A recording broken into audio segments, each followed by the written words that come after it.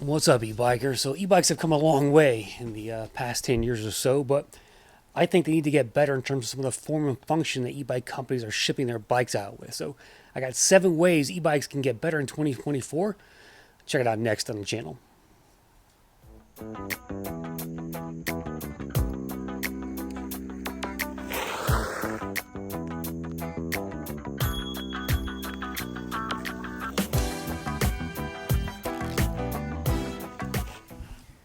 So I'm going into my 4th year of e-biking, and I've learned a lot about how e-bikes work and what's the best way to spec out an e-bike and make it good for the users. So I've learned a lot about that over these last 3 or 4 years. Generally speaking, e-bike companies kind of copy each other today. They all use kind of the same frames. They put in the same parts, particularly that SIS Shimano shifter. But I think they've put some thought into it. They could really kind of differentiate themselves with some new features and functionality that I think e-bikes need to start coming out with. So let's start with number one.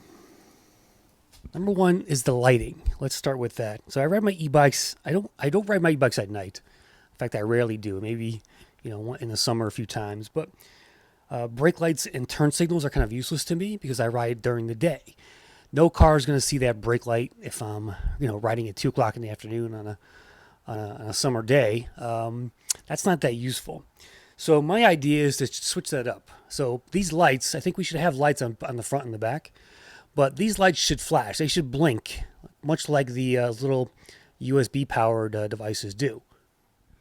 I think every front light should be like one of these. These little USB-powered lights you can put on your front and the back. This is the white one. They also come in red. But why don't the front and the rear lighting do this as well, in addition to giving you a nice flat, bright light? I think there should be an option for both those settings on e-bikes in the future. So definitely do that. I just saw a bike recently called a Favorite, a new brand that has a blinking front headlight, and I really like that feature. I would use a blinking front light every time I ride during the day. The same goes for the rear light, the brake light. This is on right now. You can barely see it in the daylight. Make this blinking at all times, and it'll be a much more valuable, useful tool for any e-biker who rides during the day. Number two is hydraulic brakes. I think every e-bike should come with hydraulic brakes. These are Zooms on my electric Expedition, and it just makes sense. I mean, e-bikes are heavier bikes than a normal, regular analog road bike. So you want to have nice hydraulic brakes that give you good stopping power, and that should be kind of a standard equipment on every e-bike you buy today. I wouldn't recommend getting mechanical brakes anymore. You want to get hydraulic brakes. They stop better, and they require much less maintenance than a mechanical brake. Number three, better gearing. So this is a 52 tooth and a 12 to 32 by tooth cassette on this Yami here, and I think ghost pedaling needs to die.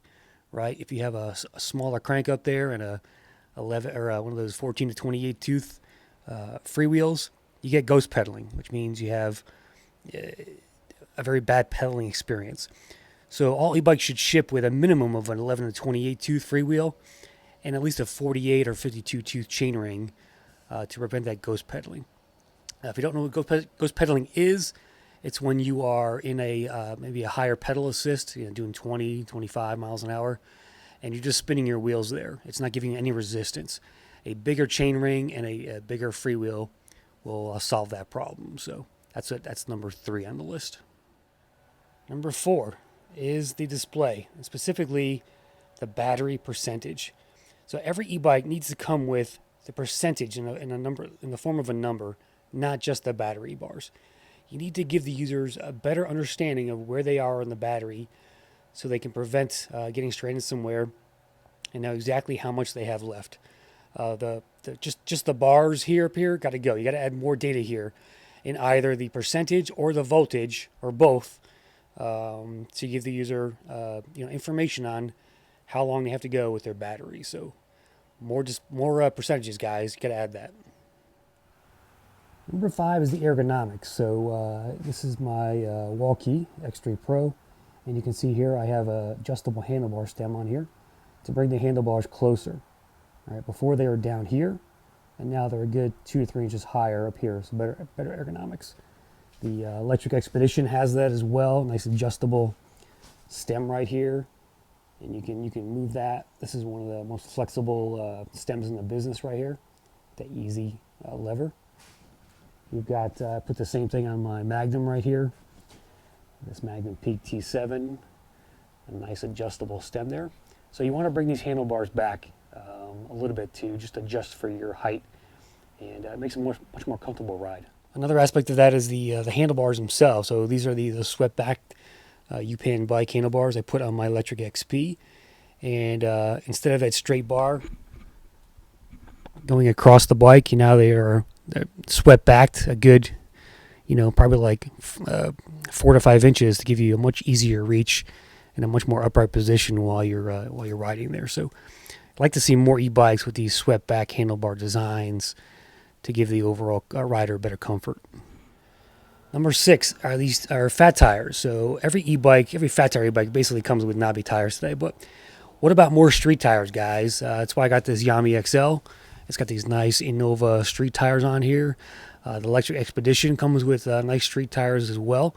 So definitely more street tires. I mean, most people ride their bikes on pavement anyway, not not off trail like this bike's designed for. So I'd love to see more options when it comes to the street tires on e-bikes. So let's get more of those.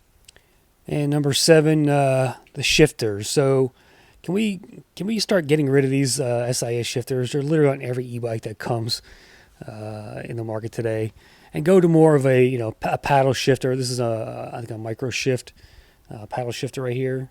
You get the little thumbs right here. It's much cleaner. It's out of the way.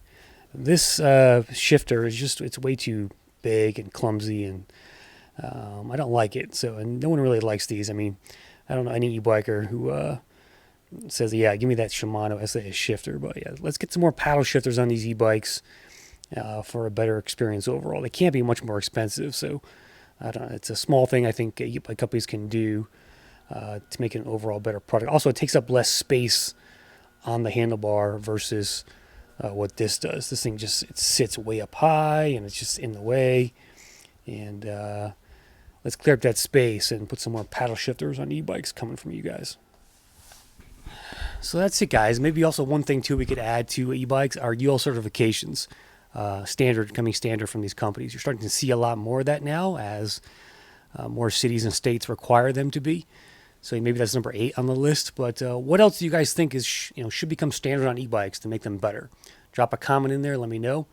My kind of goal for this was to hopefully get some e-bike companies to watch this and think about ways they can make their e-bikes better out of the box. So that's it for now. Thanks for watching. Catch you on the next Crisscrossed.